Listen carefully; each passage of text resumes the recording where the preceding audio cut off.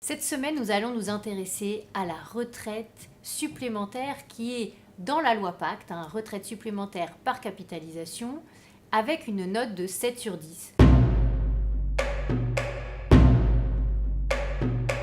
Tout simplement des véhicules différents, des véhicules collectifs, le PERCO, des véhicules individuels, le PERP ou alors le Madelin, qui sont autant de possibilités pour les Français d'avoir de la retraite en complément de la retraite par répartition qui est obligatoire. Ce que veut le gouvernement, c'est permettre qu'il y ait un encours de ces retraites plus important. Aujourd'hui, on n'a que 219 milliards placés dans ces fonds d'épargne retraite. C'est même pas 10% de notre richesse nationale, quand les Suédois ont 80% de leur richesse nationale en fonds de retraite en capitalisation, ou les Suisses de l'ordre de 140%.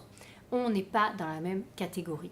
L'idée, c'est évidemment d'harmoniser, parce qu'il y a de la complexité, il y a trop de véhicules différents. C'est de permettre de passer d'un véhicule à l'autre. C'est aussi d'harmoniser la possibilité de sortir, non pas quand seulement en rente, même si c'est toujours évidemment ce que souhaite principalement le gouvernement, donc avec une fiscalité allégée sur l'impôt sur le revenu quand vous sortez en rente au moment de la retraite, mais aussi de permettre la sortie en capital en cas d'accident de la vie ou par exemple pour acheter un bien immobilier, une résidence principale. Ce que le gouvernement fait aujourd'hui, c'est aussi d'essayer d'inciter les petites entreprises qui ne font pas tellement aujourd'hui pour la participation, l'intéressement et l'épargne retraite de leurs salariés, d'inciter ces petites entreprises à financer plus cette épargne pour leurs salariés. Alors l'idée, c'est en tout cas pour l'épargne retraite, de supprimer le forfait social jusqu'à 50 salariés. Pourquoi avoir séparé les deux réflexions alors qu'il y a d'un côté une réflexion sur la grande réforme des retraites qui est pilotée par Jean-Paul Delevoye au niveau du ministère des Affaires sociales et de l'autre côté cette réflexion sur la retraite supplémentaire en capitalisation qui est pilotée au niveau de Bercy.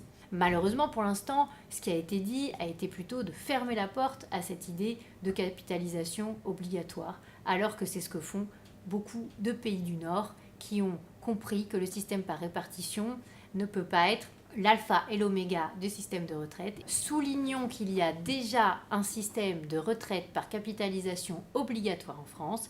C'est celui qui est celui des agents publics, de l'État, des collectivités locales et des hôpitaux, avec un encours actuel d'une vingtaine de milliards d'euros. C'est la cotisation sur leurs primes des agents.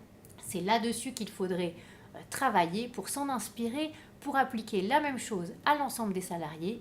Et là, il n'y a pas de raison de ne pas continuer dans cette logique avec un système qui serait le même pour les agents publics et pour les salariés du privé et de la concurrence dans la gestion de ces fonds.